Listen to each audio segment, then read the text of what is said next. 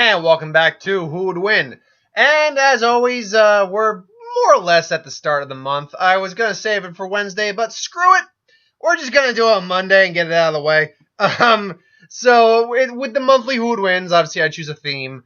And the theme is the Planeswalkers of Magic. If you don't play the game or don't know the game, in the card game lore of Magic the Gathering, there is basically a near infinite amount of worlds, planes of existence, if you will. And there are characters known as Planeswalkers who can travel between these planes. They're usually slightly stronger than your average spellcaster or normal being. And that's the characters we're looking at. So we have gone down the list, and currently we are at Gideon Jura. Now, Gideon Jura is a Hieromancer of some, technically speaking, law magic to some degree. But his actual ability is to make himself invulnerable. Now, going to his backstory, he grew up on a plane that was based off Greco-Roman mythology. Greek and Roman mythology, very inspired by that. His actual name is Gideon Jura, but when he planeswalked for the first time to a different plane, they couldn't seem to understand how his name was pronounced, so they just called him Gideon, and that's the name he went with. He's very steadfast, very headstrong, but he's very good. He's a good character. He's the typical hero, if you will. He's also very well versed in hand-to-hand combat. He's a very solid hand-to-hand fighter. Not like the greatest in the universe or anything like that, but if you look at, say, the main cast of Planeswalkers we have as our good guys, he's the fighter of the two. He's the melee guy. He wields a special weapon known as, I believe, as a Saral, or Saral, I think it is. Saral, something like that. It's basically a blade whip. It's like 5 different blades that dangle from like a gauntlet on his right arm that he can control and manipulate with his magic and use it as a weapon. He was very good at that. He ended up losing the weapon, but we'll give him the weapon in the case for this fight. But as I said, his main ability is to make himself indestructible, or invulnerable, I should say. Now, in his case, he can do it one of 2 ways. You can just make a overall protective shield on his body, or he can actually extend it outwards a little further to, I believe, encompass some people. But while he's in that state, he can't be hurt, basically. He cannot be physically hurt in that state. Mind attacks can still hurt him. Things along those lines can still hurt him. But like energy attacks, he might feel the heat or something off there, but he can overall protect himself. Physical blunt force trauma, he's generally not going to be hurt by it, though. You can keep him at bay. For instance, when he fought the dragon Nico Bolas, who we'll get to eventually because he's a planeswalker as well, Bolas, being far smarter, stronger than everything else, just kept whipping him with his tail, and he couldn't do anything. He couldn't do a damn thing. He wasn't getting hurt by it, but he couldn't do a damn thing because just like, aha, I'm gonna pull out. Aha, I'm gonna pull out. But just over and over again, like, oh, Gideon, you're so useless right now.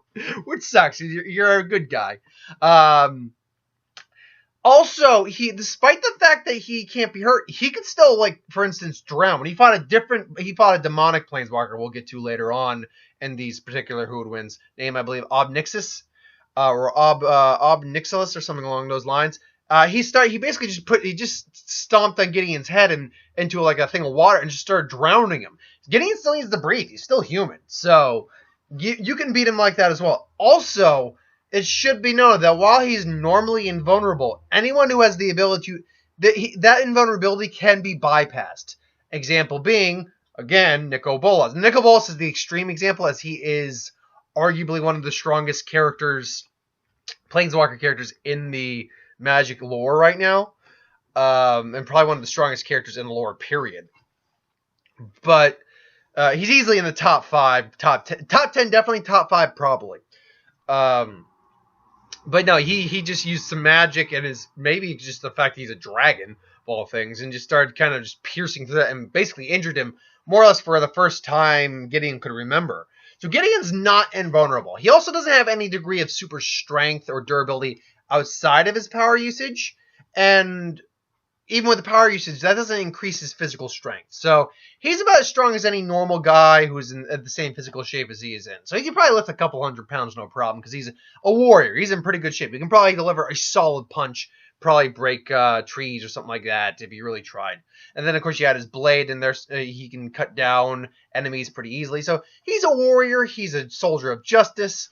overall, he's a pretty solid character, pretty solid guy. So who did I put up to go against them all? We're going to go into invulnerability. You might as well go invulnerability versus invulnerability. Now, I didn't want to go Juggernaut invulnerability because that would have been stupid and Gideon would have gotten his ass trounced. But no, I decided to go with the next best thing, and we're going to go Luke Cage. Now, we're not going Netflix Luke Cage, because if I'm going to be honest, Netflix Luke Cage probably would lose out to Gideon. We're going to go actually just overall lose out to Gideon. We're going to go comic Luke Cage. Now, comic Luke Cage, much like Netflix Luke Cage, went under an experiment known as the Bernstein process, which basically gave an enhanced physicality, durability, all that. Now, he got super strength from it, which, as it stands right now, his current strength is increased to 50 tons or more, and that's with lifting and possibly punching power. He's been strong enough to knock out villains known as the rival. He's been known to knock out villains like the Rhino, who is strong enough to rival the Hulk in pure strength with one punch. He's lifted a semi-truck over his back and moved it 7 blocks, which that he had to weigh a good couple tons, no problem, minimum. And he just said, well, the engine wouldn't start. When he training blows with like extraterrestrials, they've resulted in seismic activity. His strength, he can jump high buildings in a single bound, like the Hulk can, but not to the same extent. He does have enhanced speed, but he's not a speedster. Superhuman stamina. One of his biggest claims to fame, though, is his vulnerability. His body is basically as hard as titanium steel, as they put it. Now, anything that's harder than titanium steel could theoretically pierce his body. But his muscles and bone tissue are super dense, granting him much better resilience. He can withstand conventional handgun fire of 4 feet and cannot be cut by the sharpest of blades. Although, if you, again, factor something harder than titanium, like adamantium, for instance, that does cut through him. Although in the event of requiring surgery, his skin can be lacerated with an overpowered medical laser. He can withstand the 1 ton of impacts or blasts of 105 pounds of TNT without serious injury. He's impervious to temperature and extreme electrical shocks. Not that that matters in this case. His current level of durability enables him to withstand all gunfire at point blank range, or not all, but it was able to. I'm rambling over my words.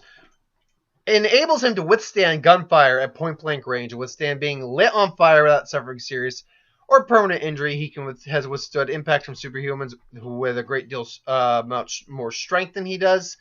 Destructive energy attacks, including electricity, and falls from great heights, such as a 90-story high building. He also has an accelerated healing factor. As they say, he heals from injury and trauma at a customary 1/3 that of an ordinary human, which is a pretty fast rate of acceleration. He's also self-taught in hand-to-hand combat on the street, but he's also had extensive training from Iron Fist, so he's got a good amount of skill in hand-to-hand combat. Skilled athlete even without his abilities, or his education is not really going to matter in here. But his near unbreakable threat. Man, I'm really slurring my words at the moment. I'm not drunk or anything. I'm just, for some reason, really having some speech difficulties at the moment. Am I stroking? I'm not stroking. I'm just rambling too fast.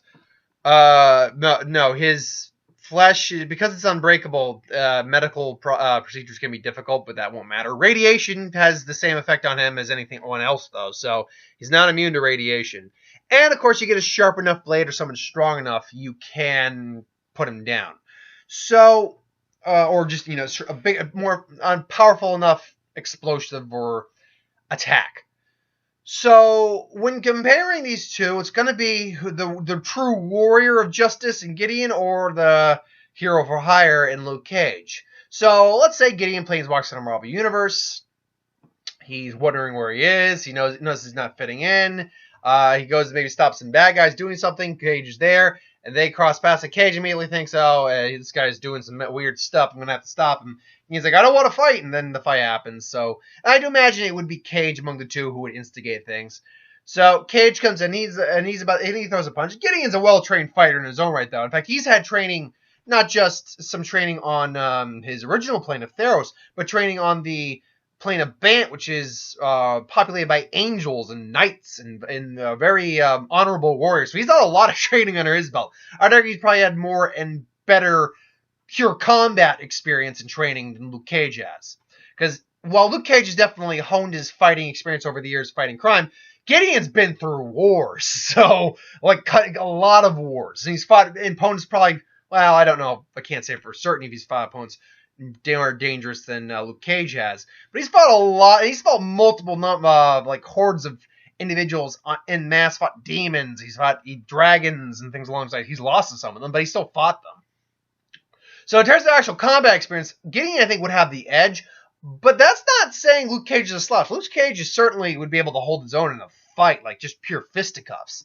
Which leads us to back to the scenario where, Gideon immediately dodges him. Well, he uses his leverage, Luke Cage's leverage against him, tosses him. Luke Cage just, goes flying, but he gets up fine because he's Luke Cage. So it's Merry Christmas, which is his catchphrase, which was his catchphrase back in the day. Oh, man. Anyone remember that? Merry Christmas.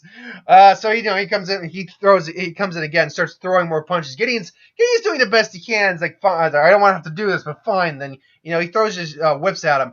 They just scrape against this Luke Cage's skin, and he's like, what? And then he unfortunately gets clipped by him. But fortunately, his durability is up.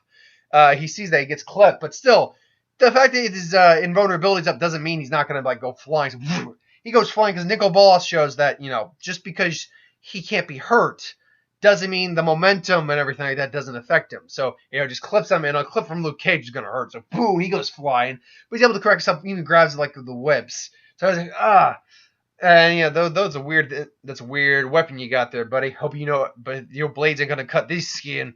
Let's go again. Let's go again, mother. Beaver's like, mother, what? I've never heard that word in my life. So they go again. Now, Gideon's got his invulnerability up at this point. So I think it does probably enhance his strength a little bit, but nothing like superhuman. Like maybe it doubles it. But it then maybe throwing a punch at, because he's probably got a punch similar to that of a high caliber boxer, I'd imagine. So maybe throw a punch that's like 800 pounds per. Because I don't know what your average heavyweight throws as a punch, but let's just say 800 pounds of PSI. He could maybe throw 1800. Basically, he throws the Drago punch. No kidding, he throws the Drago punch. But even with an invulnerability and enhanced strength, that's a lot. That's a light tap to Luke Cage. Boom. But it's enough that he would at least notice it, I think. It's like, that's not bad. Let me show you mine. Boom, just smacks him into the ground. Just, boom, he goes face first, but Gideon again just gets up, just kind of kicks him back, and nothing. He more or less just kind of repels off Luke Cage. Now he's got to back up and think, how the hell am I going to, I can't hurt this guy. How the hell am I going to take this guy on? So now Luke Cage is like, all right, buddy, round 3. And then he comes in. He's not trying to avoid. No, he's just avoiding Luke Cage. So he just basically, he's flipping him over, using him as like, this shit's getting old. And then he comes in again. He's able to catch Gideon by surprise, throws Gideon into a wall, and starts wailing on, do. Gideon's invulnerability I can only imagine holds for only so long. Gideon knows he's going to have to do something, otherwise he's going to actually start taking those hits, and he can't take more than a couple of those hits or he's done. So Gideon, doing the best he can, basically gets up and is able to get out from under him. Cage throws a right hook, and basically what Gideon does is, using his whips, instead of cutting him, grabs his hand and basically careens, boom, and Cage punches himself, which even in the Netflix series we've shown actually works. Him hitting himself with his own, because basically you can't defend against your own power. That's a way a lot of bad guys tend to get taken down, or a lot of characters that have powers. Like, you can't defend against yourself, basically. And that's it. He basically just changes, and now he's reeling for a moment there. Also, Gideon now realizes, like, I got to use his power against him. So now, Cage is like, tries to throw another punch. Again, uses the whip, just boom, smacks himself again. Gideon's now using it basically just as a quit hitting yourself tactic, where, Cage is boom. Then basically what I can imagine him trying to do is get around him, choke him out with his own arm, just holding him. He might try, but I can imagine he can grab Gideon off. However, still he's starting to black out, throws Gideon off. He's now he's now, he's now huffing and puffing. But at this point now, Gideon I think just tries to go for broke and just tries to go for the tries to knock out hit. Invulnerable knee to the face. Now, invulnerability, sure, but even invulnerability, I'd imagine like a straight kick, an enhanced kick too, or knee to the nose, that might hurt. That might hurt a bit. Add to the fact that his eyes are not invulnerable. I don't imagine his teeth are invulnerable. So he hits him in the face in like just the right spot. That actually does hurt. And Cage is now he's dizzy. He's gasping for air. He's dizzy because he's taking a couple of his own hits at this point. Even with a healing factor that's 1/3 stronger than your normal person's. It's still not. He's still reeling for hits like that. Gideon's about to do the final. Basically, though, what happens is that Cage just holds out his hand, grabs Gideon, just kind of holds him there, then grabs those whips, blade whips, and just holds them there too. It's like you're gonna shut this down eventually. What it does, I'm gonna be ready. It's like then Gideon just starts talking him down. It's like, look, I didn't come here to fight. You started this, man. I didn't come here to fight. And then they explain it, and eventually I think they would settle and say, all right, you gonna be good? It's like, I'll be good. You gonna be good? It's like, I'll be good. I know I'm gonna be good. It's like, all right. And then, he puts him down. It's like, we good? We good. Overall, this fight doesn't end with anyone knocking the other one out. This fight doesn't end with someone killing each other. It's particularly because of the nature of these characters. I don't think these guys would, once these guys really figure it out, they're going to stop the fight. However, that doesn't mean there's not a winner in this fight. Ultimately, it's going to be Luke Cage who wins the fight. The reason for that is this, is that while Cage doesn't have anything specifically to bypass Gideon's invulnerability abilities, and his Gideon's invulnerability could definitely tank most of what Cage could dish out, I believe there is a limit to how long he can keep that invulnerability up. As we see on the cards, it only lasts one turn, so it's kind of intermittent. But Gideon doesn't have anything that really could take Luke Cage out. The best he could hope for is some tactics to use Cage's power against him. Maybe some well-placed shots to vulnerable points like the eyes or his teeth or his nose, which I think would probably be the only spots you could actually even target if you got enhanced abilities. But ultimately, no. Physically, Cage can just outlast Gideon and just hold him at bay if you really just got a hold of him and just waited for the invulnerability to shut down. Now, what's the overall on that? Well, I'd have to go about 85%. I think that because Gideon has a lot more tactical experience, having actually, been through a lot of actual wars, things along those lines on the battlefield consistently. Cage has a career fighting consistently as well. But I do think tactical wise, Gideon had, because Luke Cage was a lot of self-taught combat and then got some formal training. Gideon had a lot of formal training to him. So, while Cage is probably better at thinking on the fly in some ways, Gideon has the more tactical nature and would probably know how to use, understanding that you can't cut him with his blades. He'd instead use the blade whips as basically a grappler and just, use his power against him. So, I'll go 80% of the time, 8 out of 10 times. Yeah, I think Luke Cage wins, but I think in a 20% scenario, Gideon can use his own power against him and get the well-placed hits in at the right points. But no, I still think Cage takes this pretty whole-handedly. But what do you think? Do you think Gideon actually wins more times? Do you think Cage just completely stomps? Do you think Gideon actually stomps? Do you think it's closer or farther than I made it? Let me know in the comments below. But thank you for watching. I hope you enjoyed. Like, comment, share, and subscribe. As always, you want us to review something, put in the comments below. Let us know. We'll do a review of it at some point. And if you have any ideas for who would win, Star Wars, Superhero, Magic, What If, anything I do on this channel, put that in the comments below as well. I'll get to that at some point. So, besides pre-recording my Who Would Win and What If for tomorrow, I got nothing tomorrow. And I'm happy for that. Actually, no. Truthfully, the one I got nothing for is Thursday. Yeah, I got nothing planned for Thursday, and I'm happy for that. Just a nice, quiet day. That's not true. I'll probably re-record a Friday Who Would Win for that day. Other than that, though, got nothing. Nothing. And I can't wait to just do nothing. Though, I'll be honest, I might do a video regardless. I just enjoy doing my videos as it is. But the week of Who Would Wins and What If weeks, as much as I love doing them, they're taxing because I have to make sure I get a video. I can do a video every day. And I had one person again ask me, say, why put all this effort in for like 500 and something subscribers? I'm like, well, A, how do you think I got all those subscribers? Diligence. But two, I actually have, I think now 685 subscribers. So that person who asked that question, that's the reason. You continue to put out whatever quality you find this video to be. I think I do solid quality videos for what I have to work with, which is nothing besides a camera. And do it consistently, and you make people inclusive in that. Like I take requests, I'll give shout outs to the people who give me the suggestions. So I try to make us at least somewhat of a community here. Then that helps move you along in the long term. So that's the path to success for me. Of course, again, 685 in YouTube turns. I'm a little fish in a big ocean. Anyway, I digress. So thank you for watching. I hope you enjoyed. Like, comment, share, subscribe. And I will see you next time.